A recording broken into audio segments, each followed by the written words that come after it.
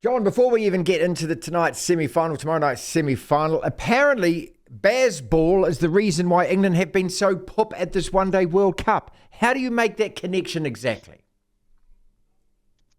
Well, if I'm going to be, I mean, look, it was classic management speak, wasn't it? That deflecting criticism and attention away from the coach and the captain and the team, Rob Key, who's pretty much got everything right since he's come into the job, taking all the blame. I mean, we've seen that method many times. Look, at the end of the day, if you win the toss and decide to field in 40-degree heat, you don't need focus on the test team to know that that is a tough decision, right? If five of your top six fail to score a run in the entire tournament, that's not really about the test team, is it? That's just about an alarming drop off in form. Yes. But I suppose there is something in what Rob Key's saying. I'll take you back to 2019. Now, there was an Ashes that preceded the World Cup. Oh, no, it didn't. It came after the World Cup.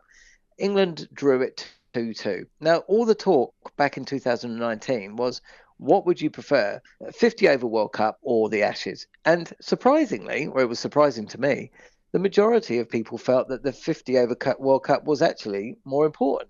And so it proved. England, of course, just about squeaked home. And they were very, very lucky not to get beaten at home against the Australians. The focus, without a doubt, was on the 50 over World Cup. Fast forward to 2023, and the complete opposite is true. It was all about the Ashes. And the 50 over World Cup was almost like an afterthought. Wherever that falls down, that argument is, of course, that if you look at the four teams that are in the semi-finals, there is another country that played in the Ashes. And they actually did okay. So the fact that Australia are there with a team that, let's be honest, does comprise a good 7 or 8 players who played in the Ashes, Yes, yes. does detract somewhat from the Rob Key message. India versus New Zealand tonight. Go back 4 years. It took a couple of days and we upset them then.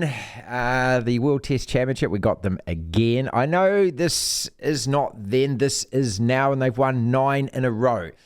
But do you think that in the back of their minds, they're looking at New Zealand like a banana skin, or do you think that they're just so imperious in form at the moment that they'll sweep us aside? Well, a lot's got to go right, doesn't it? I mean, you're right that back in that 2-day, one-dayer that took place 4 years ago, there was a lot of things wrong with the Indian team. Certainly, the team was coming towards the end of the MS Dhoni reign. They weren't, let's be honest, they're much better in India, aren't they, than they Yes. are in England? Yep. And that was, the pinnacle. That was the peak, I suppose, for the New Zealand 50 over side when you look at the lineup that they had back then. So look, as I say, a lot's got to go right. You just got the feeling that New Zealand have got to win the toss. You just got the feeling that New Zealand have got to put a score on the board, and you just got the feeling that New Zealand have got to catch everything and essentially bowl very well.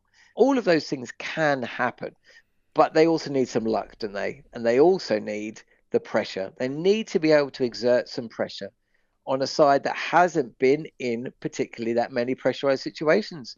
They've got to be able to make that count. The fact is, New Zealand have played a lot of pressurized cricket. They haven't come out the right end of it a lot of the time in this World Cup. India, it's almost gone too well. Yeah. They haven't Yeah. been under the pump. Personally, I think that Australia have got, not if not the sign over India, I think that they are the team that India fear.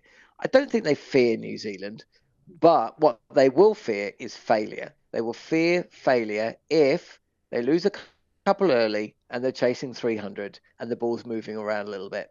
That really, for me, unless something ridiculous, Glenn Maxwell type innings happens, and if that happens, fair enough, or an absolutely electric and inspired spell of bowling, possibly. Individual success can carry a team a long way in 50 over cricket in a way it can't in Test cricket. But for me, if New Zealand are going to win that match, that's the way they're going to do it. So well put, so eloquent, so well put. Jon Norman, who is the cricket editor for talkSPORT. That's why we have you on. I don't think anyone could explain it any better than that. We need everything to go in our favour. We need a little bit of luck as well. All of this can happen. And that's the beautiful thing about sport, isn't it? That's why we watch it, John. Because, look, I'll draw a parallel.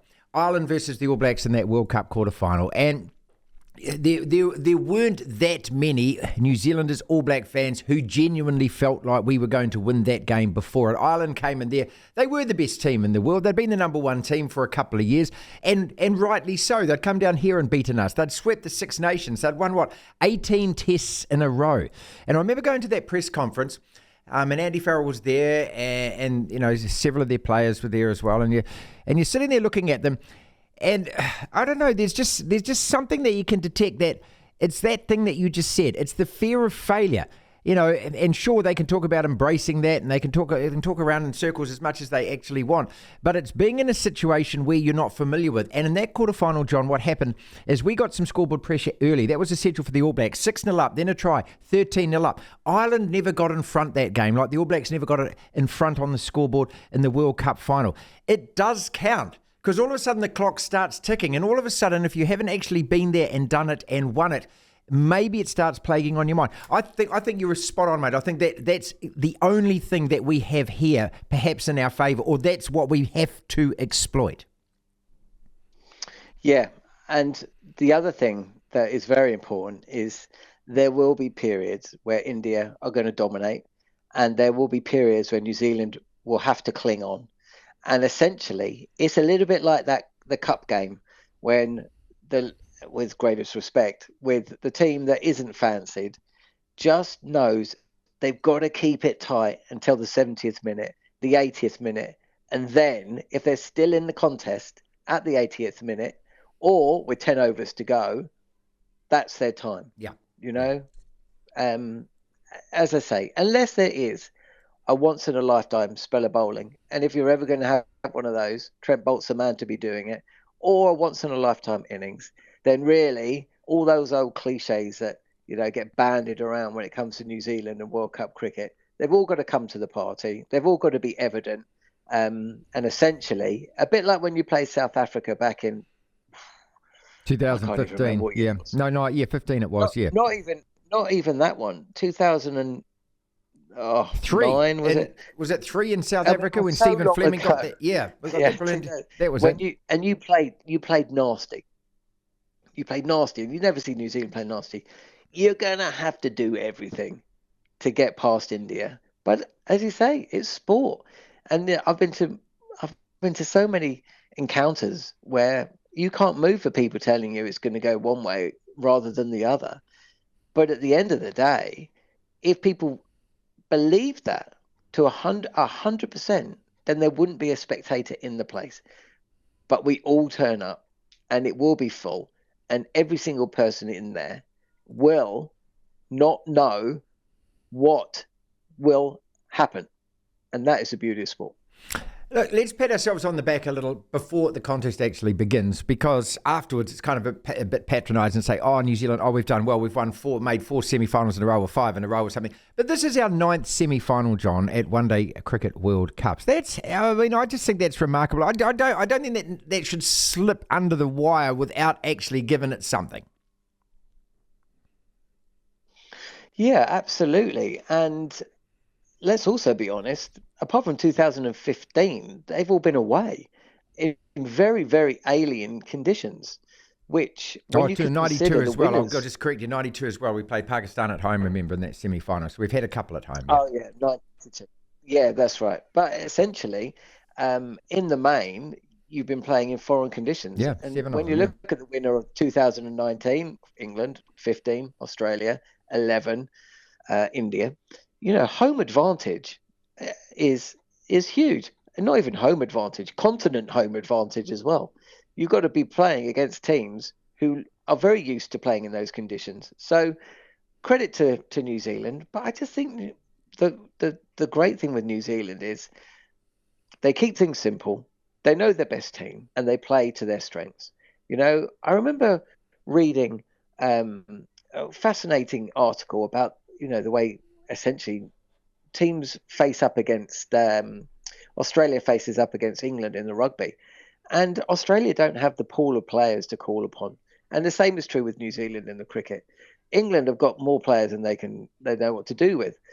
But what that means is that you identify the players and you essentially, and of course this falls down with Australian rugby at the moment, but it certainly didn't do for a long, long time. But you essentially identify the players that you want, and they are your players. In England, it's way too easy, and India have struggled with this as well over the years. It's way too easy to go for the new shiny toy, or the player that has just had a 6-month golden period, and forget what you've got. Chop and change way too much. And that's one of the great things of what New Zealand have done.